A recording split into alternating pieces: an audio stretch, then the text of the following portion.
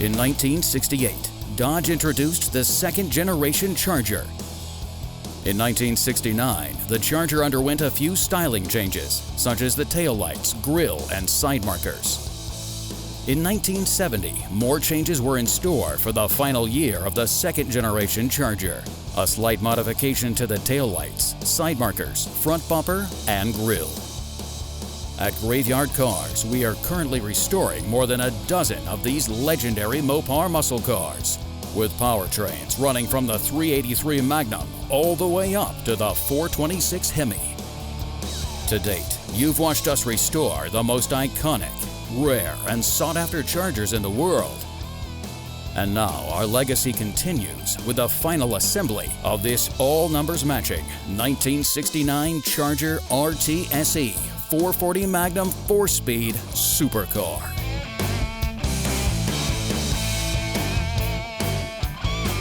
This is Graveyard Carz.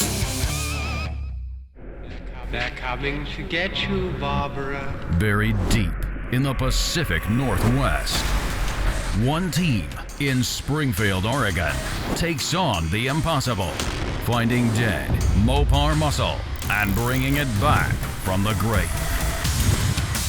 Award-winning master of Mopar, Mark Warman, his cousin Doug, his daughter Alyssa, his best friend Royal, his painter Will, and the rest of the GYC ghouls are restoring, resurrecting,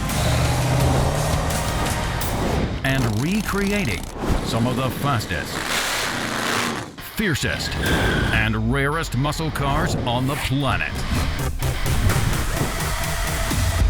This is Graveyard Carz. A few seasons ago, we introduced this 1969 Dodge Charger RTSE. This is a really neat car in as much as it's not just an RTSE, but it's a 4-speed, factory 4-speed, and it's numbers matching. So when we brought the car in, basically I walked around it, showed you the things that were original on it and not original on it. It really was a nice, complete car. Original engine, original transmission. It didn't run and drive because the motor had grenaded. So like with all of them, the first step, once it makes its way in the queue, is to disassemble it down to the bare body, send it out and have it dipped. So when the car came back from the dipper, it was in really nice shape. Previous sins showed up, previous sins and repairs to the quarter panels, which were so much that we decided we would put full quarters on. We might have been able to get away with a patch panel. I always think that it's in the best interest these days, if you're gonna have that many patches, just to put a quarter panel on it. We did both quarter panels, trunk floor extensions, small patches in the wheelhouse, and the taillight panel. Now, because we have so many cars at Graveyard Carz, we can't feature every step of the restoration on every single car. We did happen to catch footage of the T7 Copper, beautiful color, being painted by Will, and it came out gorgeous. I'm excited to do T7. It's the first time we've ever done it. T7's nice. It's a gorgeous, gorgeous brown metallic. Because it's a metallic, we have to paint the car all as one. That way it guarantees everything matches nice. Once Will was finished with the paint work, they did the wet sanding, the buffing, got it all prettied up, did the undercoating on the bottom side, and it was ready to move into the assembly shop. We're about to put the back half of the car together. So this is a AMD bumper. I just wanted to share with everybody how nice these have gotten over the years. Originally, when they first started making them, they had a little bit of fitment issues, but even the chrome on this is show chrome. Look at the triple-plated chrome. It's just absolutely gorgeous. You know, once a month or so, I like to get out there and work with the guys, kind of remind them that I can still get my hands dirty and I know what I'm doing, and it's good team building stuff. They probably won't admit it, but I think they actually love when I get out there and go shoulder to shoulder with them, mano-a-mano, and work on these cars together, so. Love's a strong word. And the other thing I want to say is these studs, these are actually bolts that go through from the back side, and it has a little keeper on it, and that allows you to be able to move this from side to side, because you need to be able to adjust the bumper. These are the gaskets that go on. These are going to keep the water out of the trunk compartment. Mark is very knowledgeable, so if I ever have any questions about a car or any special models of these cars, I can go straight to him. What's better than just having him right there when you have a question? So we just got to be mindful that the lower brackets don't scratch anything, come up through the hole openings. I'm lined up. I am too. Good. Just get them started in there. I think the tail end of the 69 is a little classier than even the 70. I Yeah. don't like the trim panel on the 70, even though I owned one. So what we're talking about here is the subtle differences between the 69 Charger and the 70 Charger rear body area. The 70 uses a rear finish panel that has the RT called out on it, and the 69 Charger uses a call out emblem that actually sticks to the body itself. I'm just gonna give it a little something. Okay. Yeah. Look at that beautiful thing. Now, there's something else to show here real quick. New foam gaskets. Reconditioned original. So what are you doing on these? You're water blasting these? So a lot of steps. So I'll sandblast it on a really, really low setting with that new blaster that we got. I'll take some Scotch-Brite and then some polish on the Scotch-Brite. And then you just leave it And then natural. leave it natural. And these are brand new reproduction bezels we're getting from Classic Industries that go on there. But these are original taillights, aren't they? Yeah, The lenses originals. themselves. They cleaned up really nice. All right, go ahead and set that bad boy in there. Goes right on those studs. Fantastic. Go ahead and put a nut on there. All right, so he's putting the nuts on there. Those are factory fasteners. So one more little factoid here on the 70 taillights is a car that was manufactured before January of 1970 had one taillight style.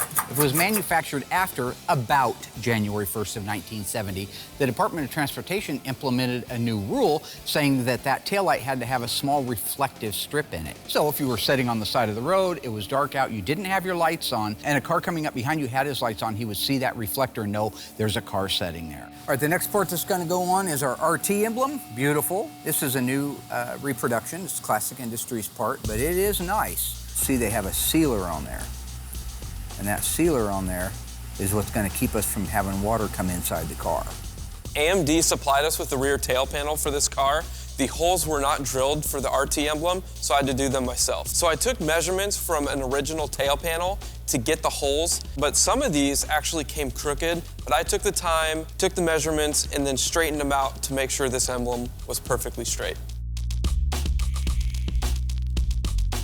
When it came to the 73 Challenger, it's also kind of exciting because it's a black car. I haven't done a black car on the show yet. 73, so it's, but it's at that point where it's time to get color going, so we got the engine compartment prepped out, the jambs prepped out, and we can get them black now. One of the great things about doing these apart in the single stage black, you get it shipped to you. It's just a gallon of black, and it's all the same. It's ready to go. I set the booth temp at about 70 degrees and use an 85-degree temp reducer because it'll lay out better. One of the advantages, like I said, of doing this apart is you got your doors laying down. You can really lay these panels out. So it's super nice to do this whole process in the way that we're doing it. The only downfall is the body guys really got to be careful putting it together, but we have a good team. So this car is going to look great from start to finish.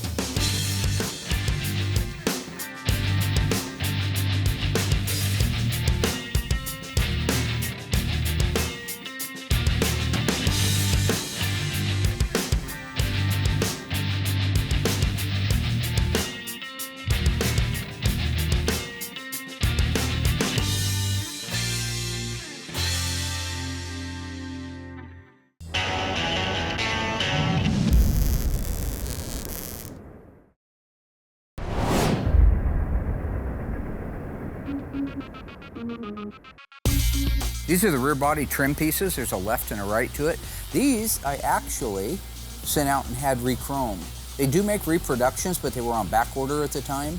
So we re-chromed these and detailed them. You know, one of the hardest things that we have anytime when restoring a car is getting the parts for it. Getting the correct parts, number one, making sure they're a good quality reproduction part that you'd want on your car. You pick up the phone, you call your Classic Industries, Dante, one of the guys, I need this taillight molding. Well, Classic makes this particular one, but they're on global back order because of the pandemic and all the things that are going on. So what are you going to do, right? You're gonna deliver a car without them?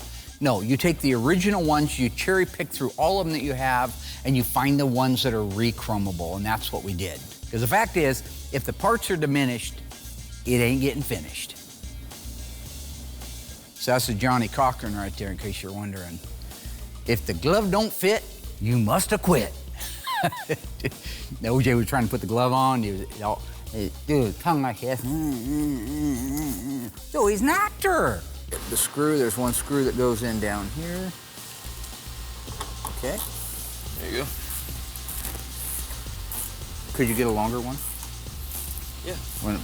One that would go like 5 feet away from the car? Why would you have a screwdriver that long? Because my other one's Because you've lost your number 2. My other one's at home. Typical mechanic. That is a number 2. Go ahead and bring that thing in there. Boy, that's nice. Okay, so he's going to tighten that down, and now we'll put the cross piece on. Now, when you see parts going on like these moldings, and they just seem to fall on, all the moldings fit real nice, and the taillight openings are great, that isn't by accident. That's by design. We pre-fit every one of those pieces of trim on the car way back in the metal stage. Then we also fit them all the way through the mud stage, because sometimes you have to build a corner up so that you won't have a gap underneath it. So the ones that are out there doing these body and paint restorations, and you see that the back windows don't fit, or the taillight moldings don't fit, or the side marker opening, it's because they didn't pre-fit them. It is always by design when our cars look the way they do when they're finished.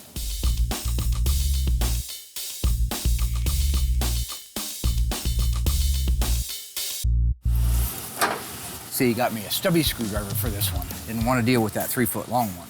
Not that I'm not used to that. Is that better? That's much nicer. Easier to handle for you? Thank you, thank you, thank you. Wonderful.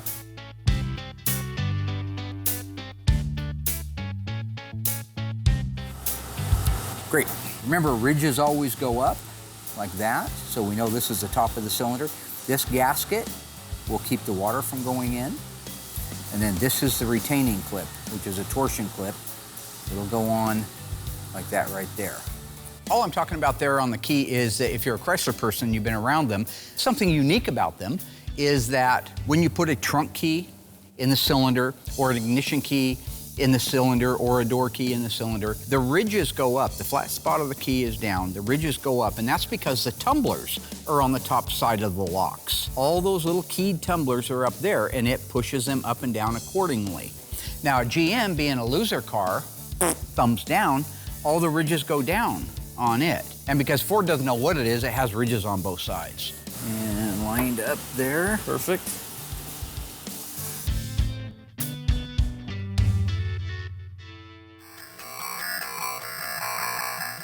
Now that the engine bay and the door jambs are all shot, I can go ahead and get the car ready for final paint. E-body door jambs are easy. They don't get a two-tone like the B-bodies. So basically you just get it all prepped out, mask it up a little bit, and then you shoot it black and you're done.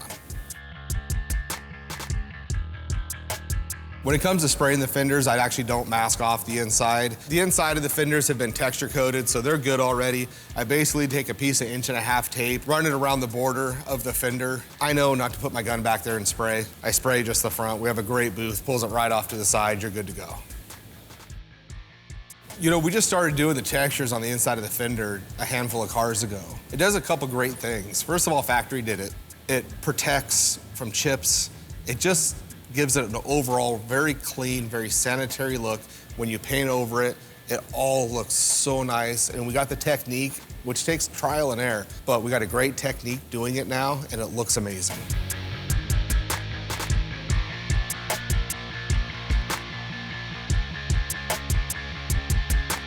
With all the jam work being knocked out, at that point, let it sit for a few days where I can turn the doors over, mask out the fresh jammed area, and then do the final paint. And because it is black, I can paint the whole thing apart, buffed apart, put together. It makes the process a little bit quicker.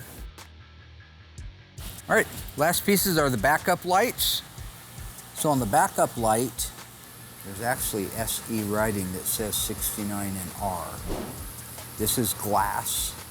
This is stainless steel. On the back side, you have a gasket, and again, an original housing, an original pigtail on it. You just go in here, you have to make this plug in here. You'll notice that on the reverse lights, there's only one wire going to them. That's because the housing itself grounds through the body. So when you put those 2 screws through that stainless steel, the body of the backup light is being grounded by the car, and all it needs is a power source. All right, well with that, we're gonna go ahead and put the bumblebee stripe on next, and then the side markers. Yeah, that'd be cool. And before we're done, I just want to put a little power to those backup lights and see if they work. Oh yeah. So go ahead and go around. I hooked up that jumper wire. Let there be light. Genesis chapter 1, verse 3. Biblical.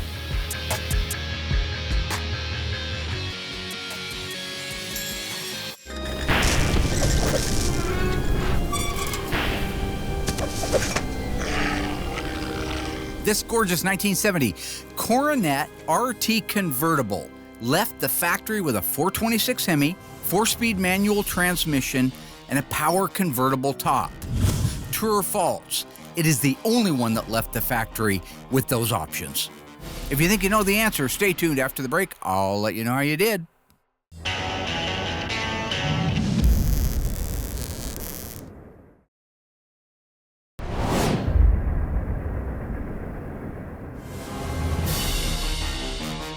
All right, ghouls, how did we do on that one? Is this 1970 Dodge Coronet 426 Hemi 4-speed convertible top the only one that ever left the assembly line with those particular options? If you said true, you were wrong. Bit of a trick question, though, in fairness to you. The fact is, there were 2 of these cars built. The other one has been gone since the 70s when it was totaled. So technically, it's the only car left on the planet, but in reality, 2 of these cars left the assembly line. Because these cars need to be perfect when they leave Graveyard Carz, I do like to get involved, and especially on a black car. Will's fortunate that I am here to help him, and I'm happy to help him. Little Nick right there he can take care of. And I know he'll heed the things that I'm going over. It takes me a while, it takes away from my day. I know he respects and appreciates that, so I hope it really helps. You know, there's quite a few things I'm looking for when I go over these cars. I'm looking for any old lines from where one primer started and another one stopped that might give us a hard line underneath the paint. I'm looking for any shiny areas, or thingies as I used to call them. This area is always weird. He's still got some shinies right here, and a little bit at the front edge, where it could be not scuffed properly, and that could be an adhesion problem for the paint down the road. Maybe it's not wiped down properly. It has perhaps a tape line that didn't get sanded all the way out. Maybe there's a pinhole. I mean, these are all real things, and they're the kind of things that is so overwhelming for a painter to look over every square inch of a car. This is really helpful. It was always helpful for me when I was a young painter, getting help from the big brother figure, and I know Will really appreciates this too. It's gonna make this car just beautiful. So in the morning, he'll come in, address all those things, take him about an hour, hour and a half to massage those little areas out. He'll have to re-wax and grease it, blow it down, tack it, and it's ready to go. God, I hate this so much. When it comes to stuff like this is total respect. He just does this for you people at home. That's it. It does no benefit to my job. Putting tape on there is great if there was a problem, but I've been doing this a long time, there is no problem. He takes a car that's freshly waxed and greased, freshly tacked off, ready to spray, brings the camera crew in thinking they're gonna film something good. They don't, because it's just silliness. I help him out of respect, and he would do the same thing for me, and what I am doing for him, I know means the world to him, because it helps him be the very best painter on the planet. I think it's great that we're at that point in our relationship now, mutual respect. So he contaminates the area. I have to go back in, re-wax and grease everything, re-tack everything off. So those bits you guys get at home, they're actually 30-minute setbacks. This is a great example of teamwork personified. That car is flawless. It looks like a sheet of glass. That's what happens when 2 of the best painters in the world collaborate to make a car perfect. Can't you pull all the tape off the paint, sir? What'd you say? Will pulled all the tape off the paint before he started. How would you even know that? I filmed it. I was there filming him. Were you? Yes, sir. You were there, were you, Judas? And this is the first time hearing of it?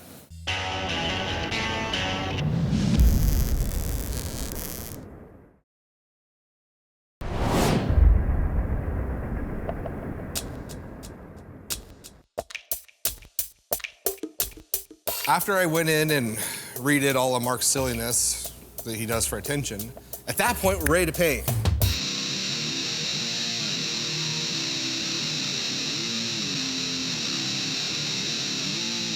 I love the black single stage. It covers quick. You just walk past the booth and you see the shine and the depth just in the first coat, and you can tell how great this car is gonna look. With 4 coats on it and buffed out and assembled, it's gonna look amazing.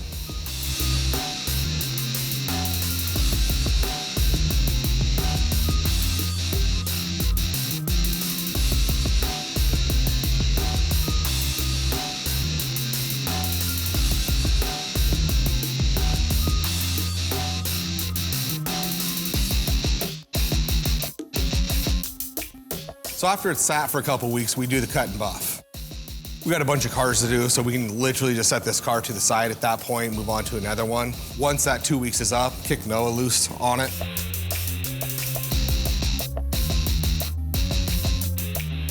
Okay, so just to clarify where we're at right now, Justin and I took the time to figure out where this stripe goes in space. It's really important because as these quarter panel stripes go out, they have to follow the trajectory of this deck lid stripe. So if this deck lid stripe were like that, if it was cocked off a little bit, there's no way you're gonna put that stripe on and have it land where it's supposed to land, right in the center of the side marker openings. The trajectory would be wrong. This is where Mark's years of experience is invaluable. So we have to put this up where we believe it goes, fit each quarter panel stripe, move this a little bit, fit them again, and we do that for about 20, 30 minutes, and right now we believe we have it exactly where it goes, so we're gonna install it. One other thing to point out here is these little black dots that you see. So the key is in the center of the body panel. So what we want is this peak that you can clearly see in the stripe right here, because you see this comes to a peak, right? To be aligned with that dot. So we know that left and right, this thing is where it goes. We got a dot right there and that dot right there. We want to go left, right, on it. So now we have all of our marks, we can put it together. When you talk about graphics on a Mopar, they're all over the place. They got real prevalent in the late 60s and early 70s. Billboard decals, hockey sticks, blackouts on the hood. I mean, there is a whole gamut of different vinyl graphics for these cars. And prior to recently, I did all these myself. And if you wonder why, just go back and take a look. So like I worked with Alyssa and Will one time. I tried to teach them how to do a billboard graphic on a CUDA. I think it was the Phantom CUDA. Even though I walked through it with them blow by blow, they disregarded it and did it their way. Look what you've done. Uh-oh. What have you done? We got problems. What have you done? I didn't do anything. Like that song, I Did It My Way. So this is just a simple application gel that we buy from Phoenix Graphics, same place that give us our stripes. We don't always use the application gel. Sometimes I make up my own formula, like on the graphics for the billboards, I'll make up my own soapy solution. The reason for all that is I gotta have time to move that stripe. You lay it on there and it looks great. You look at the center of it, you look at the side of it, it's all on your marks where you think it's gonna be. You begin to squeegee it and all of a sudden it moves on the other side. I gotta be able to peel that whole thing back up again and lay it back down. So yeah, I want lots of application gel. I want lots of time. Until that thing is locked down and I know it's perfect, I want to be able to move it around. All right, and we line this one up right where it goes there. Move this one up till it hits. One of the great things about a car that comes in like this one did is it allows me to document it like on our Daytona Charger. On that particular car, I was able to photograph exactly where the decal was put on at the factory, not where Bill put his on at or Fred does, or even maybe perhaps where the schematics say it should go, but actually where it was on that car. And that's one of the things that was a huge advantage on this car is it was a good original paint car when we started, so there was a lot of DNA markers. I was able to photograph and document exactly where that bumblebee stripe went and duplicate it with the new stripe. So once you got the decal set into space and where it needs to go, one of the most tedious parts is squeegeeing out the application gel. A little messy, but that's okay. Not the first time I got a little messy.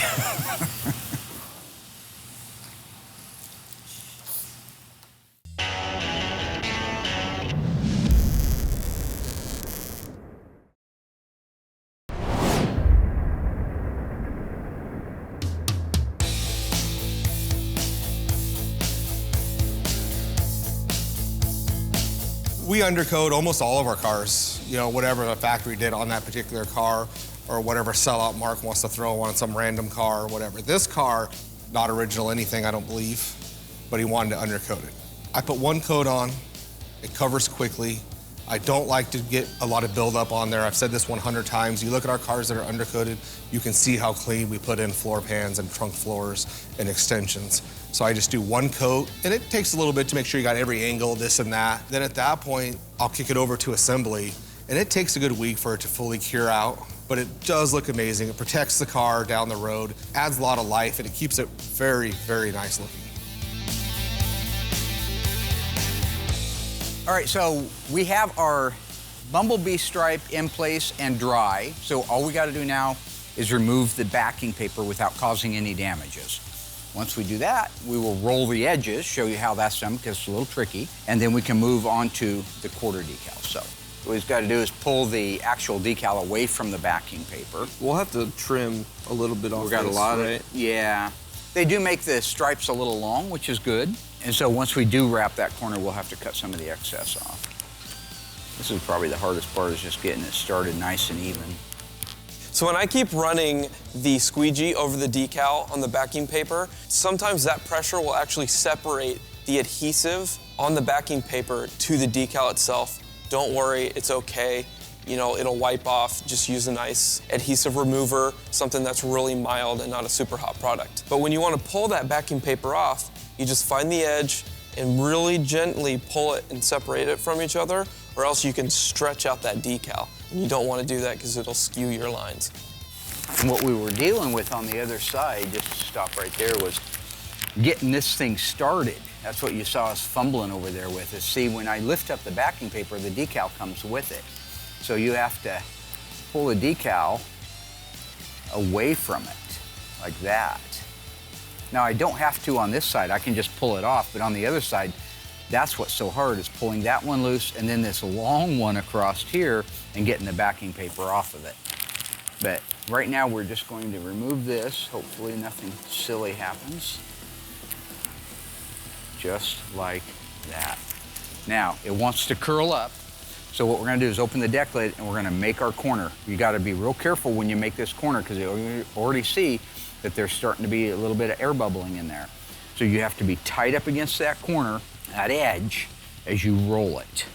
Wrapping the decals around an edge is more of a technique than anything. One of the first ones I did, I had some air bubbles and I didn't like it, so I think we ended up redoing it. Mark actually showed me a technique where I can pull the decal tight and wrap it around the corner so it doesn't cause any bubbles. We'll start with this one right here. It's got to come around this corner real nice and tight, so you want to press it up against there. Press it up against that edge, and then pull this tail tight like that. Then press it into place, just like that right there. Make sure it's down real good with your thumb or fingers, press in. We'll do this other outside one right here. Again, press it nice and tight while you're pulling here, around that corner, up into place. In a perfect world, it should land right there where this one did. But they do cut them a little long, so sometimes we have to trim along that seam. Now, this one's a little tougher because it's longer. So I'm just gonna go in segments. Press this down as I go right here. Now, does it matter if you start from the middle or? Probably better to start from the center. Oh, I never really okay. stopped and thought about it, but just keep rolling that corner, rolling it till you're around it. Once you do, then you can make that first press. Second one. Third. That one almost came out perfect, didn't it? Yeah, it looks great. Hardly any trimming on that one. Really, very little. That one came out really nice.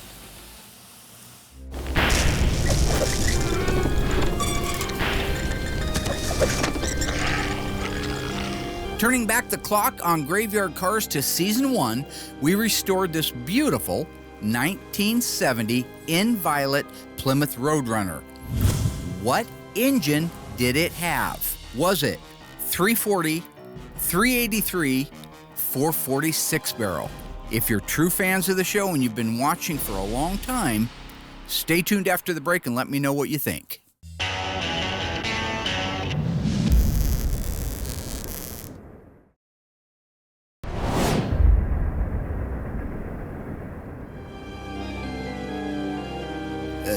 Welcome back.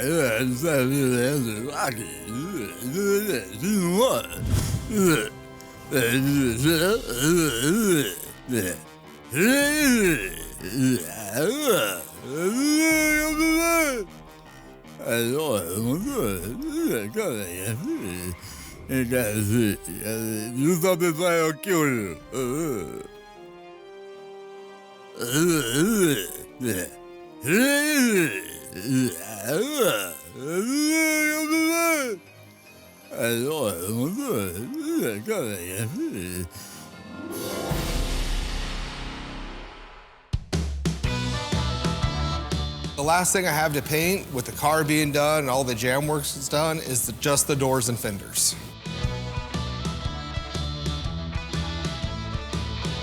My man! Gundars! You get ready to paint the challenger pieces? Yeah. Nice. I know what he's gonna do. I knew he was gonna peel the tape off. I just wanted those people at home to see it. And that is exactly why I demanded that we do a paint off, that we walk into that booth mano-y-mano and lay some paint out, because he's too big for his britches. That TX9 black, 9300? No, 9300. 9300 PPG. TX9's different. Polyurethane clear. It's different. Huh. Marks everywhere. I mean, mentally also. But he just wants his hand in everything. This hand has laid out some paint jobs over the years. I painted the 1970 Dodge Charger RT 426 Hemi 4-speed burnt orange, white top, black interior car. One of 56 only built, probably one of only one ever made with that particular combination. I sprayed it, not Will. Is this a single stage? Yeah. Yeah, no, TX9 is different because it has 2 grams of black and 1 drop of white in it. Actually, it's not white, it's purple. Yeah. So I'm here to bond with you. We're talking about it's our monthly thing. No, it's... Yeah, every month we get together and we do a little bit of bonding. The Iceman and Willy Wonka. What's your handle? What is What do happening? you call it? World's Group Magic Hat? Yeah, Magic Hat. Gonna do a little painting together. I'm probably at the point now, I'm just gonna go back to spraying and not telling anybody. Or Saturdays, those are my favorite. We don't bond. We bond very bond? good, yeah. Oh, that works out great, because I'm having actually the whole crew, camera guys and everything out to my house on Saturday. For what? Barbecue, What Saturday? this coming Saturday. You know I can't come this Saturday. There's a big difference between bonding at work and bonding in the social life, okay? I've been around a long time. I don't know what goes on out there in Dexter at his house. I see pictures on Monday of everybody. The audio guy sitting over there, he's usually blacked out upside down in a lawn chair. Will's always drunk and hugging everybody with some great big smile on his face. No women around, which frankly is the whole reason I would even go. Okay, so no, I don't want to go bond under those circumstances, all right? Okay, well, I'm gonna go paint 2 doors and 2 fenders. Yeah. And, Yeah, you're not a sellout. Show the freaking dessert! Show the freaking dessert! How much did you get paid for it? Is that the butt function for Junction? no, it's the show that you sponsor. I'll see you in the booth. No? No, sir. Hey, this is the guy I've been telling you about.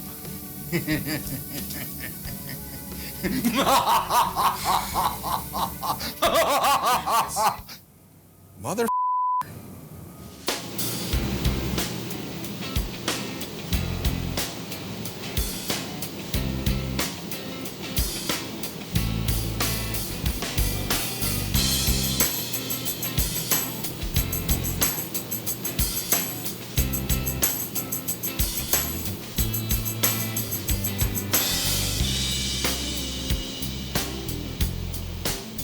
You know, I don't get to paint that often, so when I do, I take it seriously.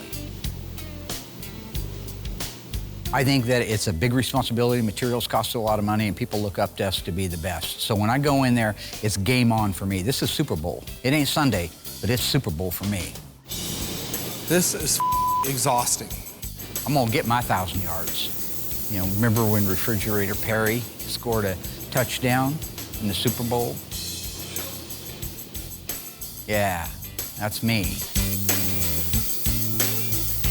The fact that I don't get to paint very often and that I've got a brand new paint gun that I have never used before, it takes a while to set them up. You want to set up the fan, you want to set up the pressure, you want to set up the volume, you want to make sure you don't have any leaks or something's going to drip on it, all right? It's like the preparation for a fight. You don't see Rocky Balboa just jump out of bed and then get in the ring with Apollo Creed and start throwing punches. No, he's getting in shape, man. He's getting ready. He's doing all the head bobbing stuff. He's running around in those stinky sweats, drinking a glass of eggs, right? Doing stuff with Adrian that supposedly, which has always bothered me, is she says in Rocky, I've never been in an apartment with a man. I respect that. She's very shy. She should be. But in the same scene, she's on the ground wallowing around with the Italian stallion.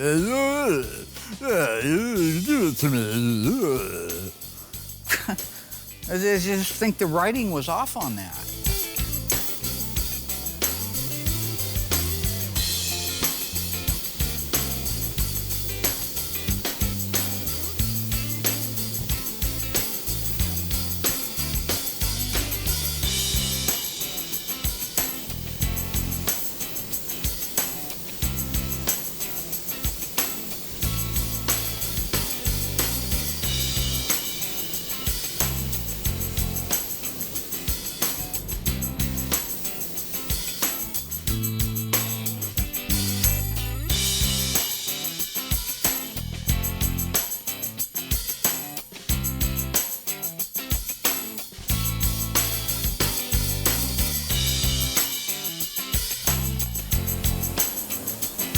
You know, I just tune him out. You know, whatever he thinks is wrong, it's not. I'll have to fix whatever he wants fixed, and I have to do it all later. Charlie Brown teacher.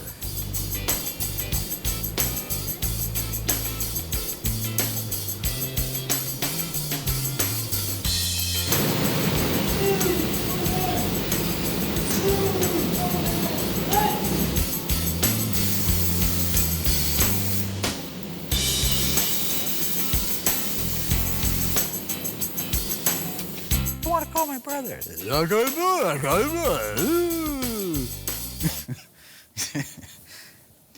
I don't know.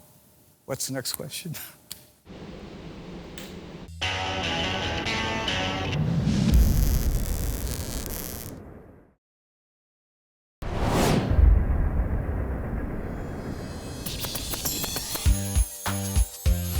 Okay, so the name of the game is just get this top set, but make sure your trajectory's right. So let me keep lots of juice on everything.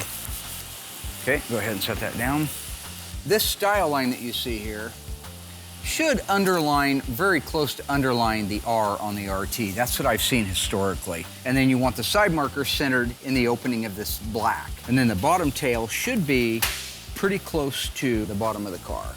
Yeah, like right there, I like that. Okay, so how is it for up and down? For up and down, we're a little low on this T. A little low, so it would need to come toward me? Yeah. But you want the bottom of that stripe all the way at the bottom of the quarter. Yeah. Well, we also got this, this corner here. Now that's right on the money there. Yeah. We're a little forward. I mean, you want to come down here and check? Does it need to go back? Yeah. Oh, well, it can go back a little bit. Can it? Yeah. See, I think our spacing down here now is pretty good. You got it where you like it? Yeah. Okay, I got it here. We're set now. Yeah, you're set now. No turning back. See that?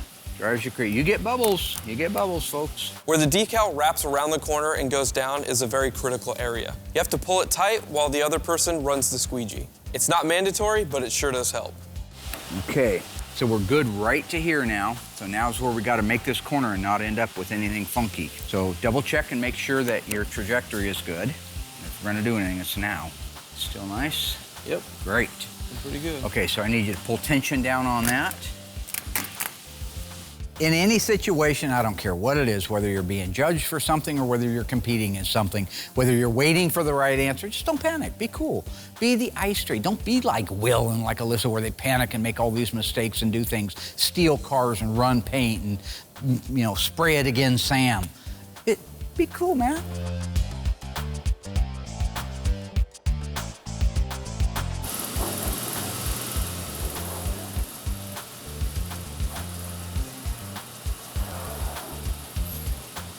Slightly creepy.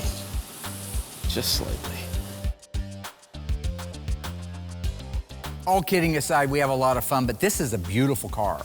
When it is outside, detailed, it's a rocker molding car. It's got obviously belt moldings, it's a Charger. That beautiful T7 with the bumblebee, the black top, the black leather interior, it's just gonna glow. This car is gonna be one of the prettiest second generation Chargers we've ever done. So I'm so excited to see it done. And I know the guy that owns it can't wait to get it back. Learning so much from Mark has made me feel so much more comfortable working on these cars. You know, when you first come in here, you can be super nervous. You're touching these high-end cars. I mean, these are other people's cars that you're dealing with, and you do not want to mess them up. I was more comfortable taking my car from scratch this time, basically, and rebuilding my own car. I had a 72 Charger that I bought when I was 15 for $500, and I was scared to do so many different things on it. But after working here and learning from Mark, I was able to do that on my own car and make it my own and have a car that I've always wanted to have. So it's just been so great, and I'm not scared to work on somebody else's car at the shop. Once the stripes are on, we are ready to install the side markers. If you notice, they're black because it's a black striped car, so it's got to match this stripe. If it had a white bumblebee stripe, the side marker housings would be white to match the decal.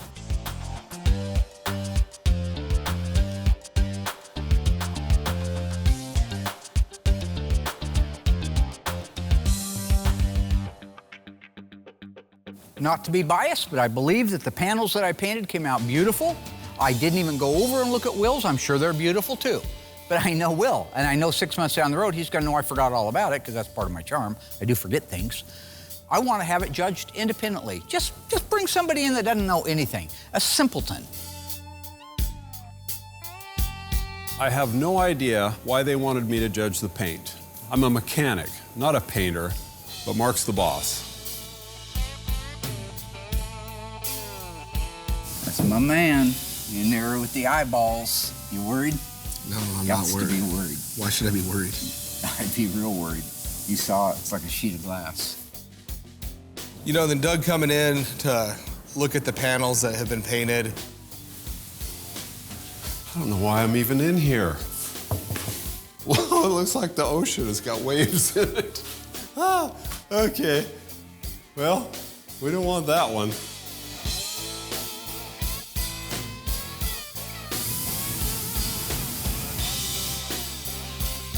They all look great to me. Can you tell him that? No, Doug, I gotta have you pick one door and one fender. Looks good, looking good. Yeah, we'll just let him be his own judge.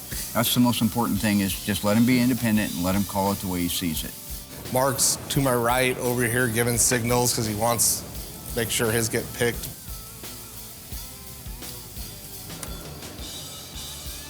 I walked around them for a while. Looked like I knew what I was doing. This one looks pretty good. I like that one. And then I just mentally tossed a coin. They all look great to me. I couldn't tell who painted what. Oh, there he goes. He's done. What'd you think, Rooster? Pete, you got one coming. Not much I can tell you. You know what happens when the elevator doors open on the party. Game over. Yeah, not saying that's gonna happen, but it's a threat. Well, am I Leonardo DiCaprio or? Oh, am don't I flatter Matt Damon? yourself. No, no. I'll be in your apartment. You're gonna come home with a bag of groceries, get ready to have a nice dinner by yourself. Boom, game over. Good luck sleeping tonight. Or maybe tomorrow night. Oh, Matt Damon's not bad. He's what? I mean, he's not a bad actor to be compared to. You said No, I I'm not wasn't comparing Leo. you to an actor. I'm telling you my level of frustration. I'm gonna go back to the shop after this. Everyone's getting departed. You guys all get to go home early today. Thank you. Yeah, well, welcome. We done?